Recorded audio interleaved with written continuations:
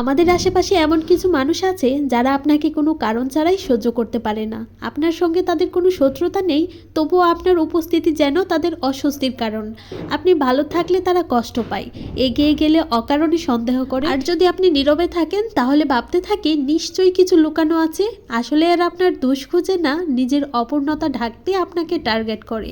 আপনার ভালো তাদের অন্ধকারটা আরও স্পষ্ট করে দেয় বলেই তারা আপনাকে দেখতে পারে না। তাই এসব মানুষকে নিয়ে বেশি ভাবার দরকার নেই, নিজের পথে শান্তভাবে এগিয়ে যাওয়াই তাদের প্রতি সবচেয়ে শক্ত জবাব। আসসালামু আলাইকুম ভিউয়ার্স, কেমন আছেন সবাই? আলহামদুলিল্লাহ, আমরাও ভালো আছি। প্রতিদিনের মতো সারাদিনের একটি ব্লগ শেয়ার করব, আশা করছি পুরো ভিডিওটির সাথেই থাকবেন। সকাল সকাল উঠে আজকে রুটি বানিয়েছি অনেকগুলো, কিছু ফ্রোজেন করব আর সকালের নাস্তার জন্য অল্প কিছু ভেজে নিয়েছি। যাই হোক, পাশাপাশি ডালও বসিয়ে দিয়েছিলাম, যেহেতু একই চুলায় রান্না করছি। রুটি বানানোর সময় হচ্ছে ডাল বসিয়ে দিয়েছিলাম, ডালের ফাঁকে আবার রুটিগুলো ভেজে নিয়েছি। সকালের নাস্তা খাওয়া হয়ে গেছে, বাকি রুটিগুলো বাজার বাকি ছিল। ডাল রান্না হয়ে গেছে, বাগার দিয়ে উঠিয়ে নিয়েছি। তাই ভাবলাম রুটিগুলোকে হালকা এপাশ ওপাশ ছেঁকে তারপর পাতলা সুতে একটা কাপড়ে আমি ঠান্ডা হওয়ার জন্য দিয়ে দিয়েছিলাম। রুটি ঠান্ডা হয়ে গেলে আমি ফ্রোজেন করে রেখে দিয়েছি। আজকে আর তেমন কোনো রান্না করব না, গতকালকে মাছ বোনা করেছিলাম সেটাও রয়ে গেছে।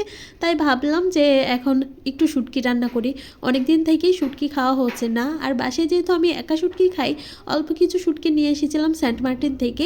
এখান থেকে হচ্ছে আমি সুন্দরী মাছের যে শুটকিটা আছে সেটা বের করে নিয়েছি। শুটকির সাইডগুলো পরিষ্কার করে উপরের এক কোণা থেকে আস্তে করে টান দিলে কিন্তু খুব সুন্দর করে এর আইসগুলো উঠে যাচ্ছে, খুব সুন্দর পরিষ্কার হয়ে গেছে, গরম পানি লাগেনি। তারপরও আমি গরম পানি বসিয়েছি, শুটকিগুলোকে ধুতে হবে। এই শুটকিগুলোর মধ্যে কিন্তু অনেক লবণ থাকে। পানিটা কিন্তু বেশ গরম হয়েছে। এখন শুটকিগুলো দিয়ে আমি কিছুক্ষণ রেখে দিয়েছিলাম, প্রায় 10 মিনিটের মতো। 10 মিনিট পর শুটকিটাকে খুব ভালোভাবে ঠান্ডা পানি দিয়েও ধুয়ে নিয়েছি।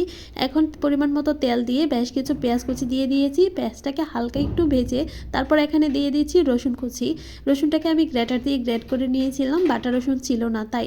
আর এখানে হচ্ছে পরিমাণ মতো মশলা দিয়ে নিচ্ছি। 3 টেবিল চামচ মরিচ গুঁড়ো, স্বাদ মতো লবণ, 1 টেবিল চামচ হচ্ছে হলুদ গুঁড়ো, 1 টেবিল চামচ ধনিয়া গুঁড়ো। সব কিছু দিয়ে তেলের সাথে মশলাটা একটু ভেজে নিয়ে তারপর আবার পানি দিয়ে নিয়েছি। মশলাটা কিন্তু খুব সুন্দর করে কষানো হয়ে গেছে আর এর কালারটাও চেঞ্জ হয়েছে। এখন এর মধ্যে দিয়ে দিচ্ছি ধুয়ে রাখা শুটকি। গরম পানি দেওয়ার কারণে কিন্তু শুটকিটা অনেকটাই নরম হয়ে গেছে। মশলার সাথে শুটকিটাকে খুব সুন্দর করে ভেজে নিয়েছি। তারপর এখানে অল্প কিছু আস্ত রসুনের কোয়াও দিয়েছি। সবকিছুকে আবারও 2 মিনিটের মতো একটু ভেজে নিয়েছি। তারপর আবারও সবকিছুকে অল্প আছে 2 মিনিটের মতো ঢাকনা দিয়ে কষিয়ে নিয়েছিলাম। কষানোর পর আমি একসাথে ঝোলের পানিটাও দিয়ে নিয়েছি। আর এভাবে কিন্তু শুটকিটাকে আরো 10 মিনিটের মতো জাল করে নিয়েছিলাম ঢাকনা দিয়ে। মাছ মাংস খেতে খেতে যখন একঘেয়েমি লাগে, তার মধ্যে সবচেয়ে মজার খাবার হচ্ছে শুটকি। তখন শুটকিটা মনে হয় অমৃত। যাই হোক, শুটকিটাকে একেবারে শুকনো শুকনো করি, তখন এর মধ্যে থেকে তেল ছেড়ে আসবে, তখন উঠিয়ে নিয়েছিলাম। আজকের ভিডিওটি এখানেই শেষ করছি। কেমন হয়েছে অবশ্যই কিন্তু কমেন্ট করে জানাবেন।